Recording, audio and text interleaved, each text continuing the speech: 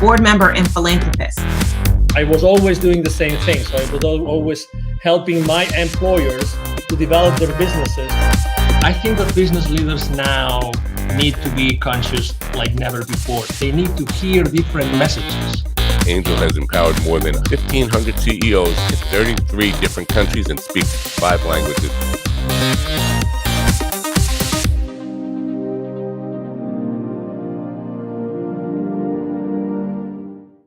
Hello, everybody. This is Angel Rebo, the CEO Confident, with another show of the CEO Confident TV. And we are here today again with Mr. Neville Joffe, the executive educator. Hi, Neville. How are you? Good. How are you, Angel? Good to see you. Good to see you. So just to put things in reference so that you know, Neville is an executive trainer, executive educator. He's trained more than 20,000 C-level executives and business operators in large corporations for the last 25 years. I'm talking about companies like Hallmark Cards, Campbell's Soup, Constellation Brands, and many others.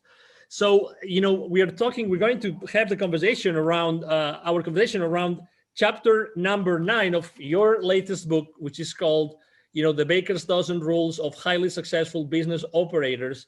And the title of the book is pretty straightforward. I love it. It's Poppen, which might not tell you much yet, but when I tell you what Poppen means, it will. If your process or proposed plan doesn't improve equity, the answer is no. That's a pretty provocative, thought-provoking title, Neville, don't you think? Yes. So it's just some background to this. During all my teachings for the last lot of years, I've often had CFOs or financial people sitting in my business literacy workshops, not about them learning this material, but rather how to communicate this with their own employees. And I used to hand out a certificate, I still do actually, hand out a certificate of Poppen to say if your process or proposed plan does not improve equity, the answer is no. I see the CFOs pasting this to their door.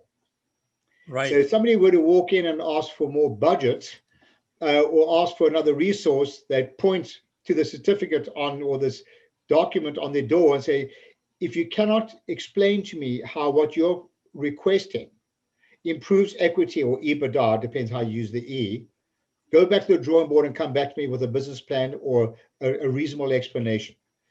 Because people are so used to asking for things without actually justifying the financial implications of what they're asking for, or understand that they shouldn't be looking at numbers in isolation, which is another chapter of the book. Don't examine numbers in isolation.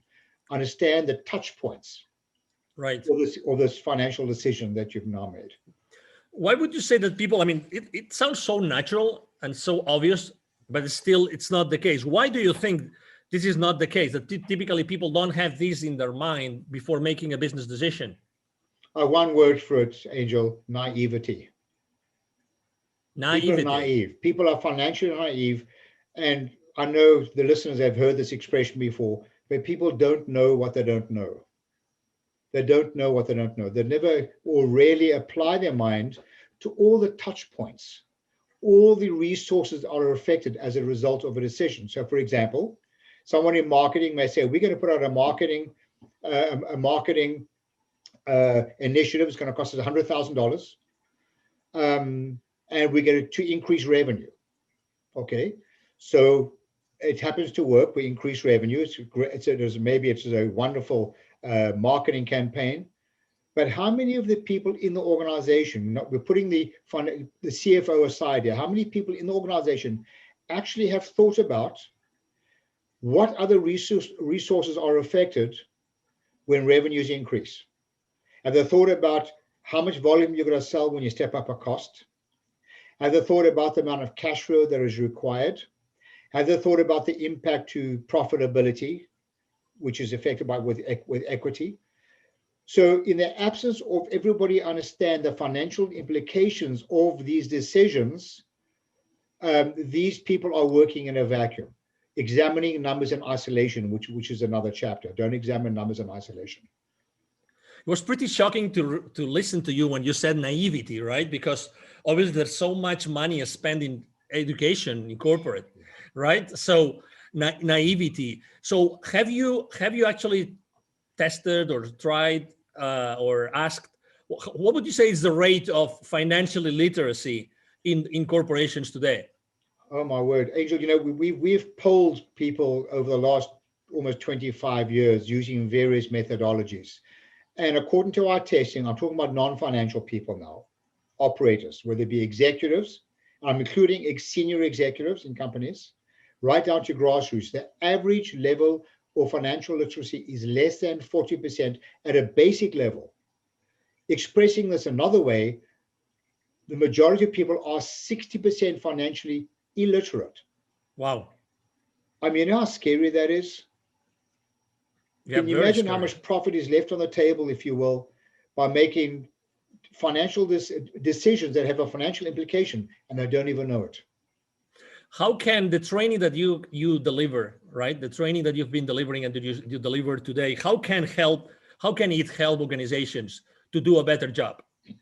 So if you look at the framework on the top corner of my screen, you'll see that it says sustainable profits and cash flow. That's the reason why we're in business. It should drive sustainable profits and cash flow. Your investors don't really care that much about what we do. They really care about profits and cash flow in the end.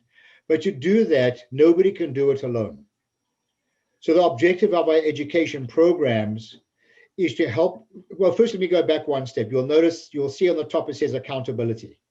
It's not reasonable to hold people accountable if they're not engaged in the decision-making process and if they're not educated.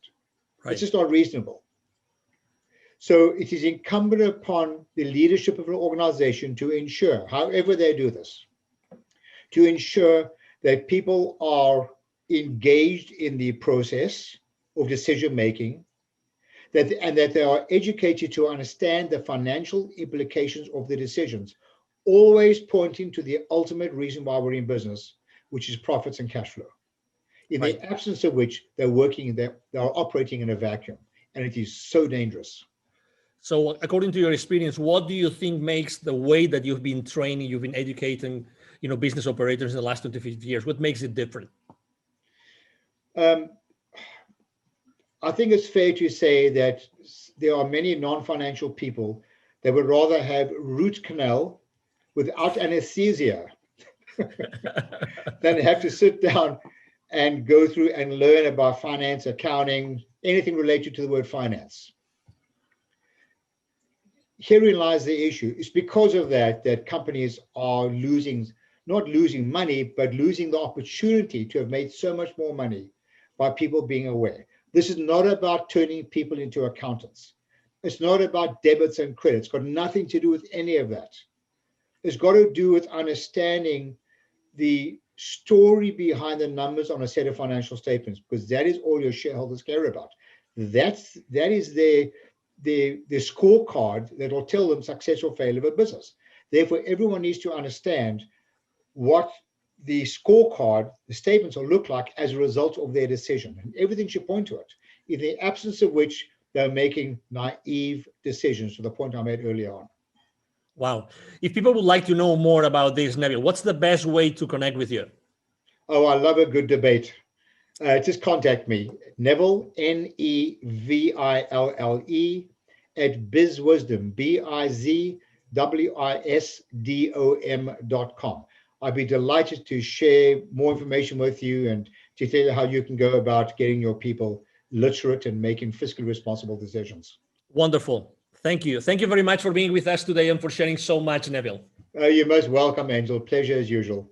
Absolutely. And everybody listening and watching us today, thank you very much for being with us today. It's been a pleasure to have you here. I'm sure that you have enjoyed this conversation with Neville Joffe as much as we have, and we hope to see you soon in our next show. Thank you very much. Have a great day. Bye-bye. Thanks. Bye for now. Thank you so much for watching our show today.